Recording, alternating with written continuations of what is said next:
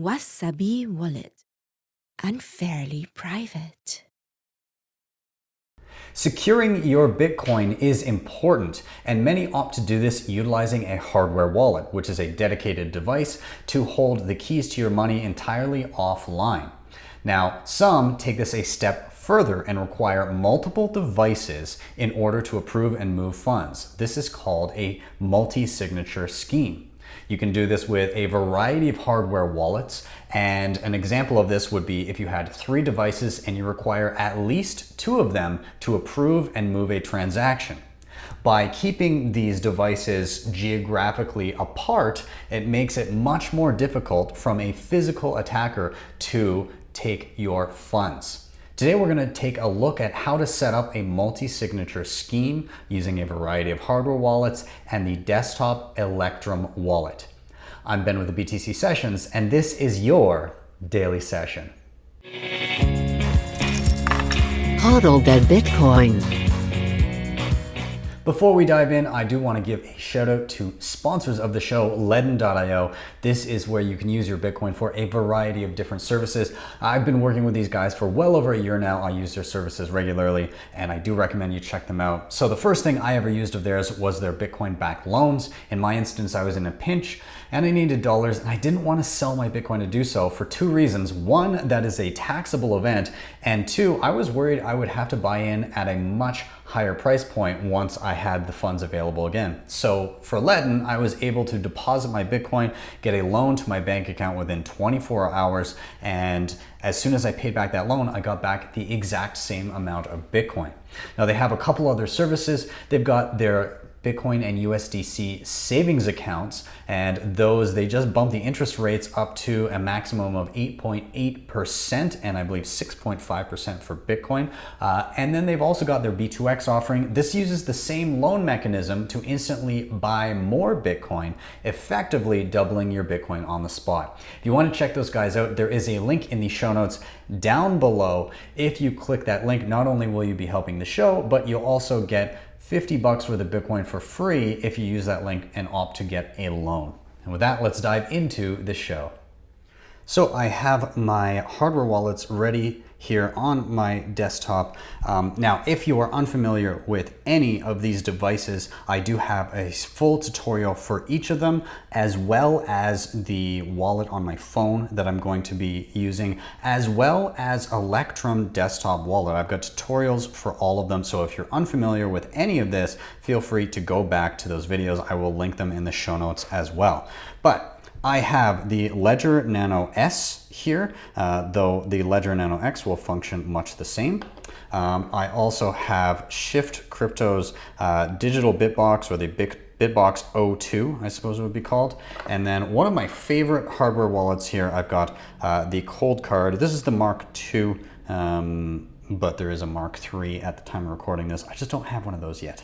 Also, just note, you hardcore Coldcard fans out there, I will be using a regular wired connection for this video, just to, mostly for brevity's sake and to simplify the video as much as possible. But this is definitely possible using PSBTs, or partially signed Bitcoin transactions, where you don't actually plug it in and you just use the SD card slot. If you're curious about that, also do check out my regular Coldcard tutorial videos where you can see those in action. But I will not be utilizing that for this video. And just note that some other possibilities of hardware here at the time of recording this, you could also use a Trezor. You could also use the Kobo Vault as well. So those are just some other options. This is just what I have available to me right now at the time of recording.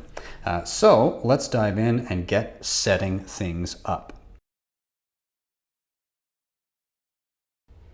So I am here with Electrum open, and what you're going to want to do is you're going to be creating a new wallet. So to do so, all you need to do is actually just create a name of a wallet that doesn't already exist. So in this instance, I'm going to just call it Multisig test, and I'm going to hit next, and then I'm going to choose multi-signature wallet, next, and then this is where you're choosing your setup, how it's going to work. So what it's saying is the number of the number of devices, I suppose, that you're dealing with. So, and how many signatures are required. So I'm gonna say that I have 3 devices, which I do, and I need 2 signatures from them, okay? So, you know, you want more than one, obviously, otherwise what are you doing? Why are you even bothering with this? You could require all 3, but then that puts you at the risk of, if you lose one of these devices, you're just shit out of luck, okay? And it says here, to be able to restore a multisig wallet, you should include the master public key for each cosigner in all of your backups. So that means with all of these devices, you can get the master public key. You can derive that from the backup. So the backup seed, the 12 or 24 words that you use to back up all these devices when you first initialize them. So just keep that in mind. You do need information about these wallets. As I said previously, you need to essentially have all 3 of these wallets if you lose the backup file. So keep that in mind. As I said as well, all of these devices have already been initialized. If you are unfamiliar with these devices and how to use them, or if you're just using 3 of the same, whatever you need to do, go back and look at the tutorial videos that I have for each one of these, and they will help you along the way, along with any other options that you may be throwing in here. Okay, so anyways, we've got 3 cosigners requiring 2 signatures to move funds. I'm gonna hit next. And then it's gonna say, add cosigner 1 of 3. Do you wanna create a new seed, restore a wallet using an existing seed? Okay, so the option here that we're gonna choose is use a hardware device. And we're gonna hit next. And now at this point, the reason it's showing that it's not detecting anything is you actually need to initialize the device before moving ahead. So with something like the Ledger, what you would need to do is you need to put in your PIN code and you need to open the Bitcoin app. So I'm just gonna do my PIN code off screen here. So I'm quickly putting that in.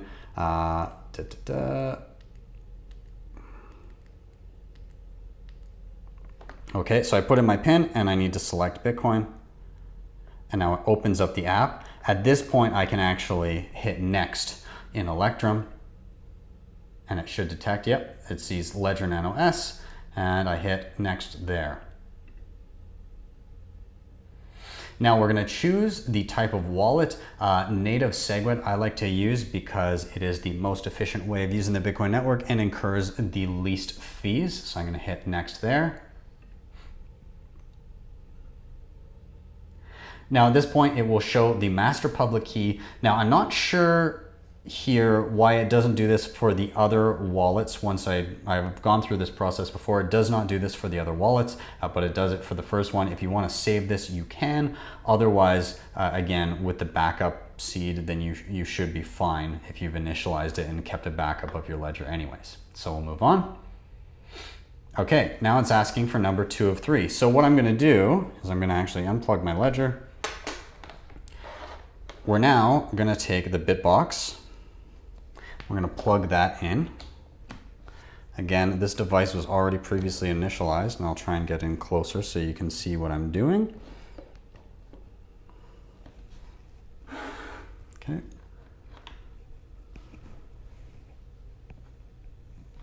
And so on screen, I'm gonna choose a hardware device and hit next. It detects the Bitbox because it's plugged in. And at this point, it's gonna require me to put in my password, so I will go ahead and do that off screen. Okay, and once again, I will choose the same layout native SegWit, and we'll hit next. And now it's asking for the 3rd key. So at this point, I'm going to unplug my Bitbox, though I guess I wouldn't need to if I have enough connections available, but I'm gonna plug in my Coldcard. Okay, it's gonna ask for my PIN, and once I put that in a couple times and verify, then we will be off to the races. Just do that off screen. Okay, so my device is initialized, all logged in and everything, so I can go ahead and choose hardware device, hit next. It sees the Coldcard right away, hit next. Same setup, native SegWit, hit next.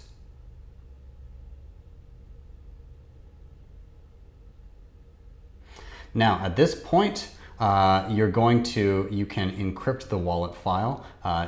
If you don't want to encrypt it, you don't need to. Basically, again, this won't prevent people from necessarily spending your money because they can't spend it with just the file, but it's more so that people cannot see what you have even in the first place if they don't have the password. Okay, for the purposes of this video, and again, just for brevity's sake, I'm not doing a password, but never too bad of an idea to do this as long as you can remember the password. If you can't and you lose the original file and for some reason you don't have access to one of the devices, it could spell trouble. So if you feel it's too much for you and you're going to start forgetting things, then maybe not, but it's again totally personal preference.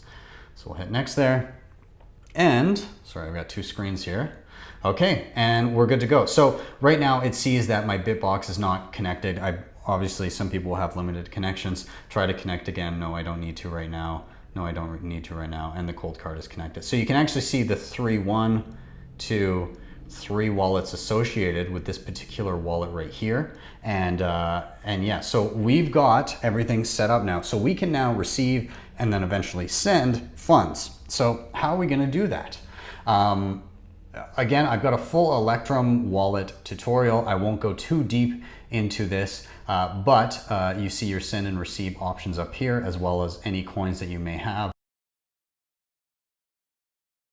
So if we hit receive, what we can do is, if you want to hit a description for it, you can request a specific amount, basically create a request, or you can just see a QR code.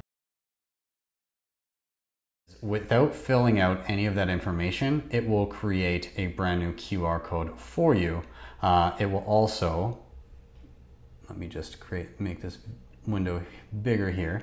You can also see the address here by clicking on it and copying it. So you can copy and paste this address and send to it however you like, or have somebody send to it, or you can scan the QR code with a mobile wallet. So what we're going to be doing is we're going to be utilizing something called Blue Wallet. So this is a wallet that I regularly use on my mobile device.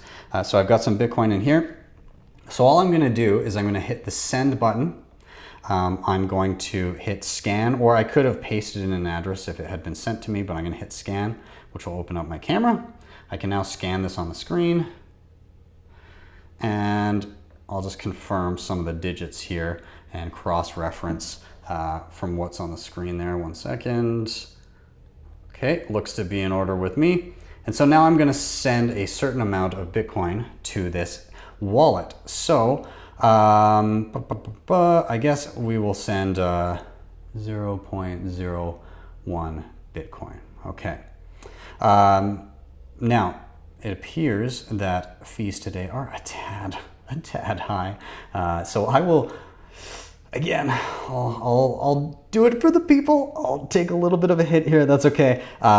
Good to demo, and I don't want to be spending all day waiting for this video to get done. So we'll send that off. And oof, okay. If you're feeling generous, drop me a Lightning Network tip after this video to recoup some of these fees. We'll send it off. Good. Okay, so that is sent. We should momentarily get a notification that we've received some funds. Okay, we can actually see right here, it pops up, it says paid. If I go into coins, I can see incoming Bitcoin. I can see the amount in Satoshis because I've set it such, but if it were set to Bitcoin as my denomination, it would say 0.01. But for now it says 1 million Satoshis, which is the way I like to see it. Once I'm able to, I will be able to send those funds as soon as they are confirmed. Okay, so right now we're just waiting for a single confirmation on the Bitcoin network, and then we'll be good to go. So we'll be back when that happens. Okay, we are back and our funds are confirmed. So what we're gonna do is we're gonna go and send them out. Now we can do this a couple different ways. We could go to coins, we could select it and go spend, or we can just go to the send screen as per usual. we need to plunk in an address, and we need to plunk in an amount, and we need to start sending off the transaction. So what I'm going to do is I'm going to pull up my Blue Wallet here. I'm going to hit receive, and this brings up my QR code. I could tap to copy this address and send it in some way, shape, or form to get somebody to send to it. Or just in Electrum Wallet, I can go to the camera icon that will open it up and scan like so. And so we've got the address on the screen, and that matches the one here. Okay, so we're done with Blue Wallet. What we're gonna do now is we're gonna send out the max amount, and that looks all good to me. Now, if we hit pay, it's gonna bring up our transaction. Now you can adjust the fee here, and since I'm not too worried about the outgoing amount, then I'm happy to change it. Okay, so everything looks good. I dropped my fee a little bit because I'm not really in a huge rush for this to go through. I'm gonna hit finalize. Okay, and again, it gives us a breakdown of our transaction. There's the transaction ID, the size of it. We have replaced by fee, so if it's taken too long, I can always bump the fee if need be. And yeah, that's about it. We have our inputs and outputs, where it's coming from, where it's going, and we can now go ahead and hit sign. So at this point, I've already got my Coldcard plugged in, and it says, it's asking me if I want to create a new multisig wallet. By scrolling down, it'll give you more information about what it would be. It's telling me it's 2 of 3, so on and so forth. I'm not going to go through the details here, but in all, I encourage you to take a look at it before you send it off, but I've looked at it previously before I set it up. I can just hit check to approve. Okay, it saves it. And now it's asking me, okay, is it okay to send this? You're sending this much to the following address. I can check that on the screen to make sure it looks all good. And it'll tell me the fee, all of the information I need to. It's basically okay to approve, X to cancel. So I'm going to approve it. Signing. Okay, now it says please insert your ledger. If I said no here, it would default to the Bitbox, but I am going to use the ledger here, so I'm just going to unplug the Coldcard. We're done with that. We've signed the transaction and approved it there. So now I need to plug in my ledger, and I need to put in my PIN code and open the Bitcoin app. So I will do that right now in the Bitcoin app. Okay, application ready. And we'll just say, do you want to connect again? Just hit yes. Okay, and now it shows I can review the transaction. So this amount is going to be going to the following address, and I checked that on the screen. It seems to be correct. And it shows the whole address, so I can scroll through. Is that okay? I'm gonna accept it. And then the fees, accept and send with both buttons. Okay, so that's now signed. We have two signed. It says this is now blanked out, but we need to do one more thing. We need to hit broadcast. So that will actually send it to the Bitcoin network. If you just close this, it's not going to send anywhere, okay? So, or you can save it for a later date if you need to, but we're going to hit broadcast. Payment sent. Okay, and now we can close this out. And we can see that the payment sent out has been paid. If we go to our coins, there's nothing there. We go to our history, we see the money coming in and the money going out, but it is unconfirmed. If I go to my Blue Wallet, I can now swipe down and I see an incoming transaction for the amount that I sent out. So we have now successfully received and then sent out money from our multi-sig wallet using, it was set up with the Coldcard Ledger and the Bitbox02, but we only required 2 of those devices to send it out. I could have done it in any combination I please, Coldcard and Ledger, Ledger and Bitbox, Bitbox and Coldcard, whatever I wanted. Or if you had 3 of the same device, same exact effect. you're utilizing multiple devices to send out and approve a transaction. Now, I want to show you one other thing in relation that is very important that you should do.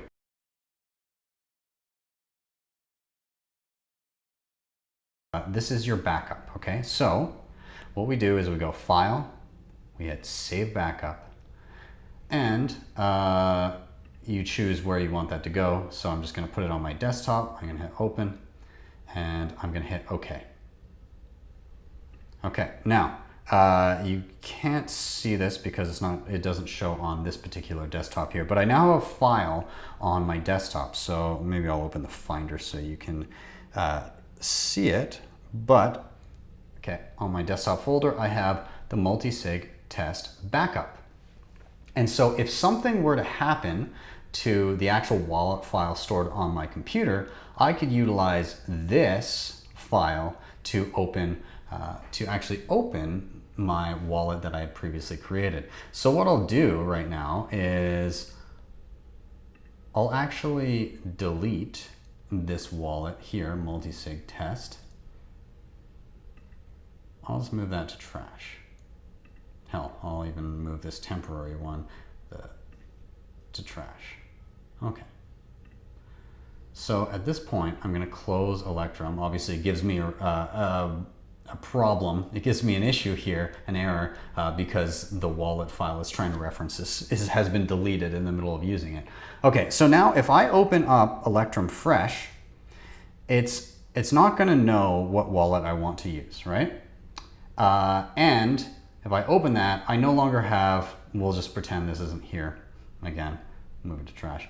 Okay, so we'll just pretend that's not there. So what I need to do is if I go to desktop, and I could use this on an SD card, whatever I want, but by clicking and using that backup and opening it and hitting next, it will now open my wallet file that I had previously had. Again, my devices are not connected, or rather the Bitbox is not connected, the Coldcard is not connected. However, currently the Ledger is connected, so that one shows up.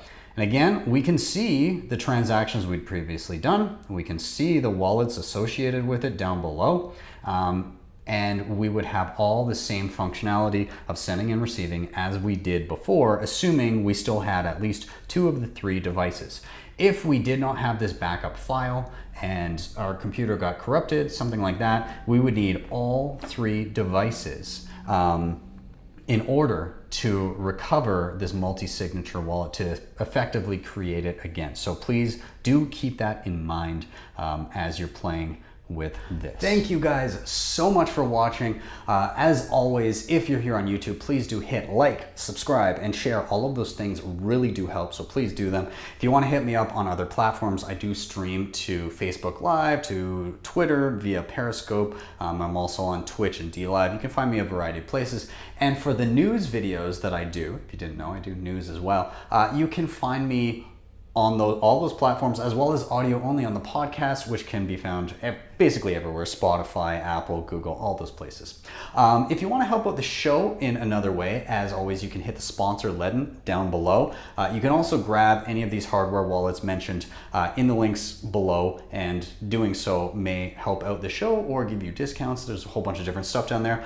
I will also include, as I said, tutorial videos to everything that we used here. Every hardware wallet, the desktop wallet, the wallet on my phone, everything will be down below. So do check that out if you're missing pieces of the puzzle. As always, again, thank you guys so much. And if you really liked what you saw, or if you want to help me recuperate some of those Bitcoin fees that I paid in making this video, you can always hit me up with a Bitcoin Lightning Network tip at my tippin.me page. That is tippin, tippin.me/@BTC sessions.